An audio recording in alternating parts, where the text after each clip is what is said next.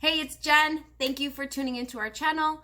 I'm going to discuss with you today 11 tips for writing an excellent subject line so your email gets read. I have my notes here because there's no way I'm going to remember all 11. Let's get serious here. All right, so number one, always write a subject line. Like, obviously, you need to write a subject line, but you would be surprised how many people send out emails without a subject line. You have to know when writing an email, you can be telling them like they can get free gold in this email, okay?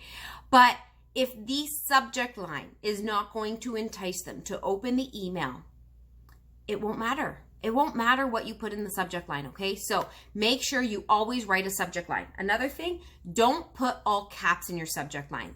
That's like screaming at the person. You don't want to scream at anyone, okay?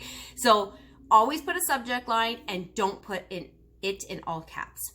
Number two, write it first. A lot of people make this mistake where they write the entire body of their email and then they write their subject line. And really it should be in the reverse because it sets the tone for the rest of the email. And then you don't forget what the purpose of your email is about. So always write your subject line first.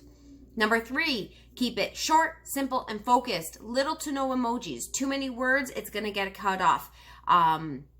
And with too many emojis, if they're going to open it up on a computer, let's get serious. Anytime I open up an email that has lots of emojis in them on my computer, they're all skewed. They all look different. They're all weird.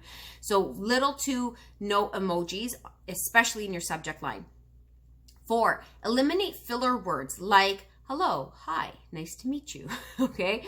Those are filler words. They're not going to entice the person to open up that email because there's not enough substance in there.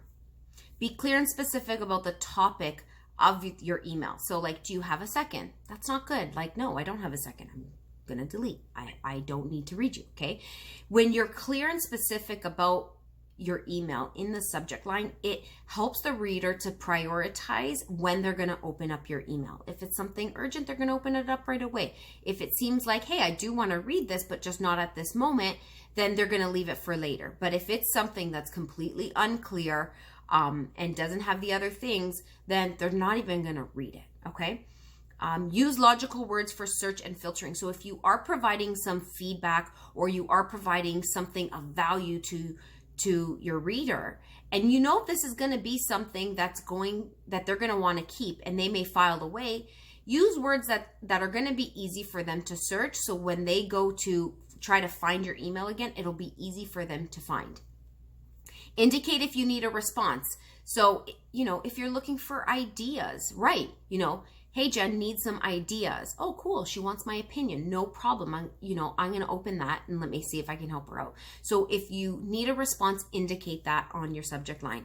Highlight the value that you have to offer. If there is something you are going to tell them or you have to offer them, put it in the subject line because they're going to see that in that subject line, oh, wow, there's something in here for me specifically. So I'm going to open it up. Personalize it with the recipient's name 1,000%. When I started doing this, my email rate went from like 6 to like 36, okay? And that's a high open rate for emails. Put the person's name on it. And then if you're going to do that, make sure when you're writing the email, the body of your email is actually to that one person. I know we're writing it to the masses, but you want to be able to write it in the sense that you're talking to that one specific person. So if you're making your subject line personalized, remember the body of your email also needs to be personalized. Create urgency by limiting the time frame. So if it is urgent, they do need to respond to you by a certain amount of time, write that in your subject line, because a lot of the times people will be like, oh, I missed that email. Oh, I missed the time frame that I was able to click on that. And then they're going to be like, oh shoot, I should have opened it sooner. But if you put it in the subject line, it actually helps the reader to know that there's a time frame that they need to act on. And don't start a sentence that you're going to finish in the body of your email. So don't write, hey Jen, look, ... That's almost like a bait and switch. And you never want to bait and switch on your emails. You never want to be like, hey Jen, here's a cookie recipe that I found.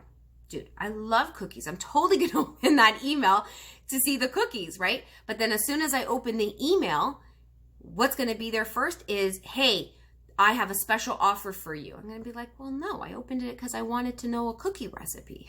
Okay. And then at the bottom of the email, that's where the cookie recipe is. That's bait and switch. Or, hey, Jen, look at ...